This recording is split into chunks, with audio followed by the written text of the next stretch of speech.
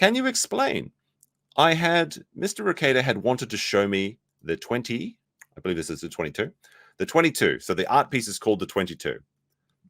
A piece of artwork that contained a 22 caliber empty shell casing that may have been found near the firearm. So when the master bedroom was raided, they found like a AR under the bed, personal home defense weapon or whatever. They found an empty 22 casing, and then they found all the drug shit. And that was in the master bedroom and the adjoining bathroom, where Sonny the dog is permanently on lockdown forever. We need to save Sonny, guys. Sonny needs to see the light of day. The pupper needs to be rescued. They're still in the den, the bunker. That puppy is an innocent person.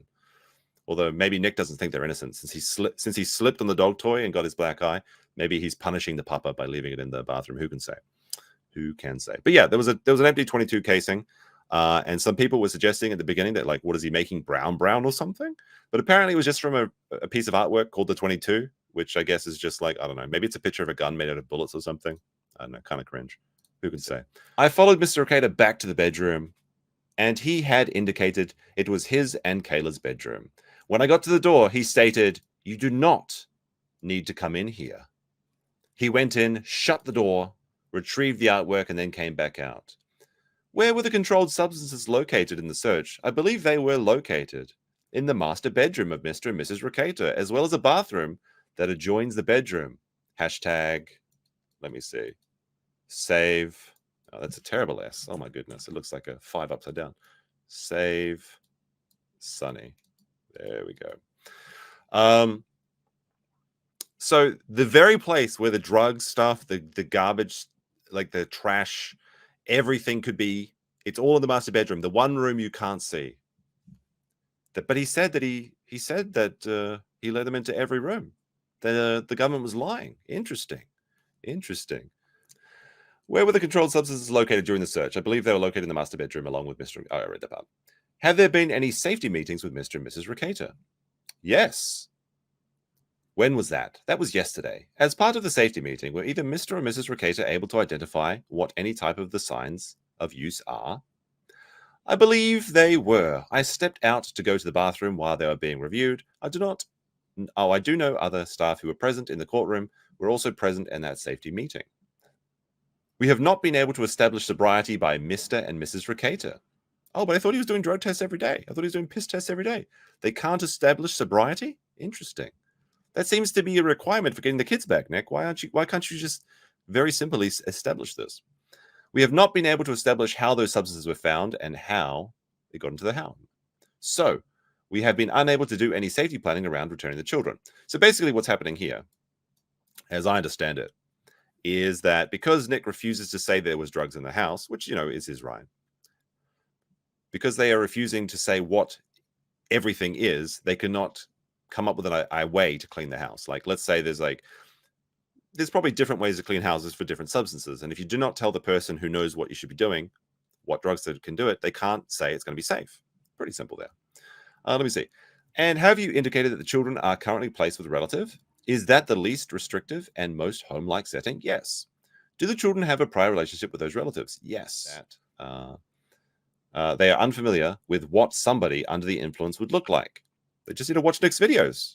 They use it as the example from then on out. Both the paternal grandparents have stated that they do not believe that Mr. and Mrs. REKIETA use any types of substances. So the parents either don't believe that these are true, it's not true, or they just don't want to believe it, or they're just, looking out for their kids. But the grandparents are saying they don't believe any of this is all true. Now, Aaron has said that the grandparents came to drop something off at the house, and Nick stopped them at the doorway, refused to let them into the house so they couldn't see the mess. And that was when Nick's father was yelling at him to pay his taxes. He literally came to his house to say, pay your fucking taxes. You can't live tax-free, he said to Nick. But Nick said, I'm gonna do it later. Once I move the laundry from the bed to the PC chair, I'll do my taxes. Anyway, where? And so it is the agency's stance that there needs to be more education around how to identify those things and to ensure that the children are not around somebody who's actively using. I did observe during time in the court hallway. Spicy one coming up, boys. I did observe during time in the court hallway at the previous hearing where Mrs. REKIETA was hugging. Oh, I forgot to let that one out. Okay, never mind. I think it's too small to read on your screen anyway. Was hugging the child. Mrs. REKIETA was hugging the son. Mrs. REKIETA told the son that these are the consequences of our actions. Now, I did see that Aaron was saying that, like, oh, look at that. Kayla's actually got a heart. She's saying that we did something wrong. This is a terrible statement to introduce to the court. This is a terrible statement. They thought that they were talking privately, but it's now a matter of court record that Kayla said, these are the consequences of our actions. It's an admission of guilt. At least that's what the prosecutor will likely bring forward. This is terrible. This is really bad. Would returning these children to their parents at this point, be contrary to the well-being and welfare?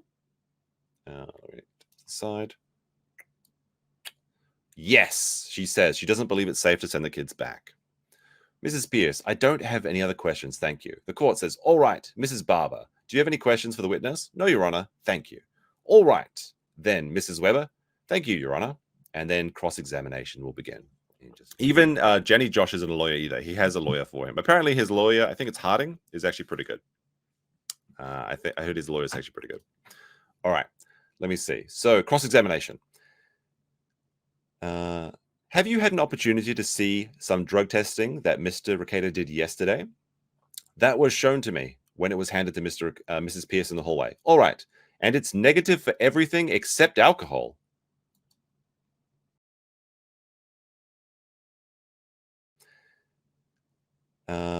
Have you had an opportunity to see some drug testing that Mr. REKIETA did yesterday?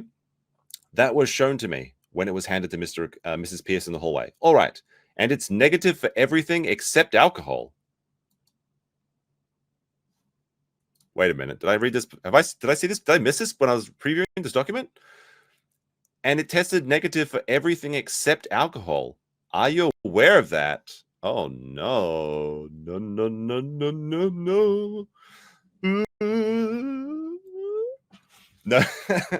So to be fair, sometimes these sort of piss tests do have false positives for alcohol.